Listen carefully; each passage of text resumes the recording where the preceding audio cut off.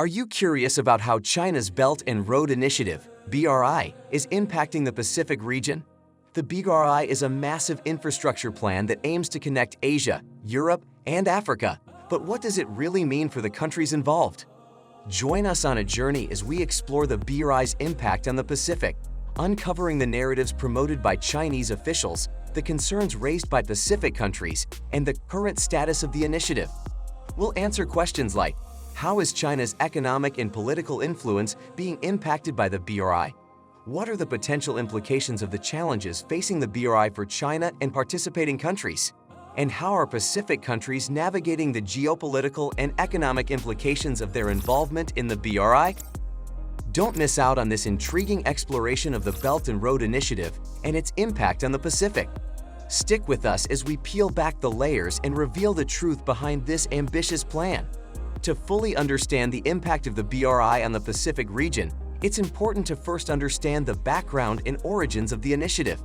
The BRI was first proposed by Chinese President Xi Jinping during a visit to Kazakhstan in 2013 as a way to connect Asia, Europe, and Africa through a network of infrastructure projects. The initiative is comprised of two main components: the Silk Road Economic Belt, which focuses on overland connections through Central Asia and Europe, and the Maritime Silk Road, which focuses on sea connections through Southeast Asia, Africa, and the Mediterranean. The BRI is not just limited to building physical infrastructure, it's also about creating economic corridors that will link countries and regions through trade, investment, and cultural exchange. The BRI aims to increase connectivity and interdependence between participating countries, which in turn will drive economic growth and development. The initiative has been met with both enthusiasm and skepticism. Supporters argue that the BRI will bring much-needed development and modernization to participating countries, especially in the areas of transportation, energy, and communications. Critics, on the other hand, argue that the BRI is a way for China to extend its global influence and assert its dominance over participating countries. China has lent millions of dollars to the public and private sectors in some 150 countries, making it the world's largest lender. Over the years, the BRI has expanded to include many countries in the Pacific region, where China has focused on building infrastructure projects such as roads, ports, airports, and power plants. China's support for the BRI has been seen as a way to promote economic development in the region and as an opportunity for Pacific countries to access Chinese financing and technology. However, in recent years, concerns have been raised about the potential implications of the BRI for the Pacific region, particularly in terms of debt and geopolitical tensions. Now, let's take a look at how these concerns are playing out in the Pacific region. The expansion of the BRI in the Pacific has led to mixed reactions and geopolitical rivalries in the region.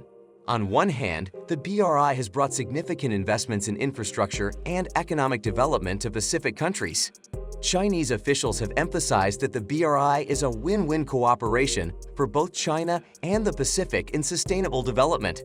However, concerns have been raised about the potential implications of the BRI for Pacific countries, particularly in terms of debt and geopolitical tensions. Over the past year, several reports have highlighted the potential risks of the BRI in the Pacific region. One of the major concerns is the debt burden that Pacific countries may face as a result of BRI projects. Many Pacific countries are dependent on Chinese loans to finance these projects, and there are concerns that they may not be able to repay these loans in the future. A study by the Simon Bolivar Andean University in Ecuador indicates that China, as Ecuador's largest creditor, faces the possibility that the country will not be able to cover debt servicing costs in the coming years.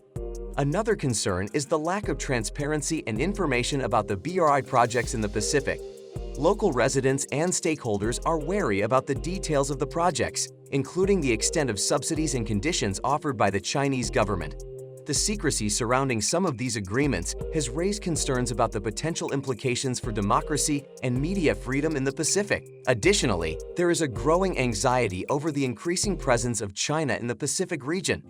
Local journalists have raised concerns that China's model of media censorship will be adopted in the Pacific, and there have been calls for a boycott of Chinese media by journalists in the Solomon Islands. Geopolitically, the expansion of the BRI in the Pacific has inflamed rivalries between China and other major powers such as the United States and Australia. The leaked security pact between China and the Solomon Islands alarmed the United States and Australia as they warned against a possible military buildup in the region. China has denied that it plans to establish a military base in the Solomon Islands and dismissed the concern as part of Western threats and hysterical attacks aimed at amplifying anti-China noises. Recent reports have suggested that the BRI is falling short of its original objectives and facing significant challenges. Forbes reported in late November 2022 that the BRI was always something of a mafia-like enterprise. Beijing would offer loans to poor countries to develop major infrastructure projects, and in the event that the host country defaulted, the projects would go into Chinese hands. However, after 2 years of pandemic confinement, high inflation, interest rate hikes in the United States, the impact of the Russian invasion of Ukraine, and rising energy and food costs, many of these countries are unable to repay their loans. This has led to China's first overseas debt crisis, as reported by the Financial Times in July. The lack of transparency in choosing risky debtor countries has further complicated matters. Among the debtor nations are Argentina, Angola, Ecuador, Iran, Pakistan, Russia, Sri Lanka, Venezuela, and Zambia.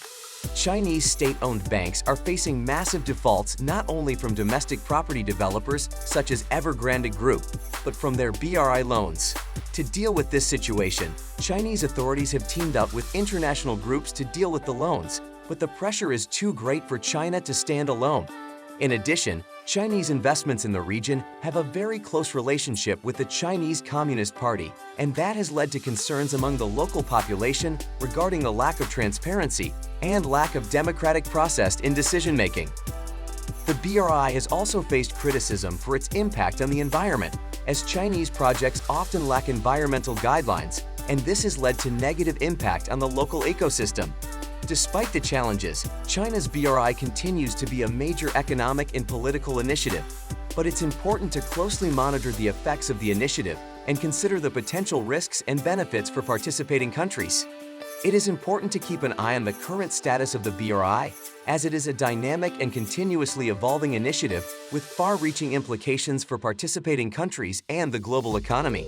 It is important to understand the potential risks and benefits of the BRI for participating countries, and the potential implications for democracy, media freedom, and the environment. Thank you for watching our video on China's Belt and Road Initiative and its impact on the Pacific region. We hope that you have a better understanding of the BRI, its motivations, potential benefits and drawbacks, and the current challenges facing the initiative.